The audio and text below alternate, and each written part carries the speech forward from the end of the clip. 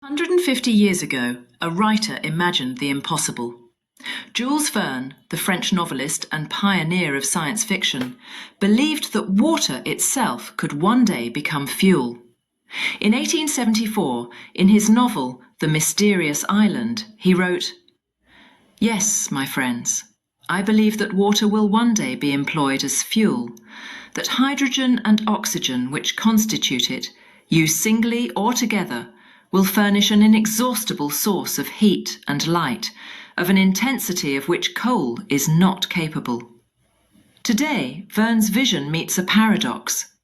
We generate more electricity than ever before, yet we depend on it more than ever. Energy cannot be stored like money in a box. Once it changes form, from electricity to heat or from motion to friction, it slips away as entropy.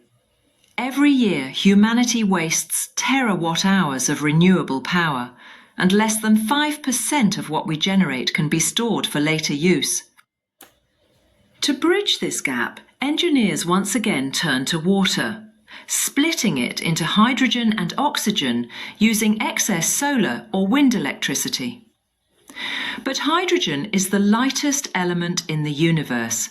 To keep it stable, it must be compressed to 700 bar or cooled below minus 250 degrees Celsius, processes that consume more energy than they save. So researchers began asking, can we store hydrogen safely at low pressure in solid form without wasting extra power? They found an answer hidden inside metal itself. Certain metallic alloys can absorb hydrogen like a sponge. The gas slips into tiny spaces between metal atoms, forming what's called a metal hydride.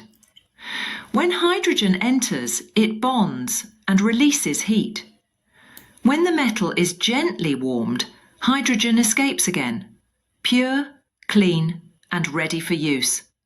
A reversible cycle that repeats thousands of times with almost no loss.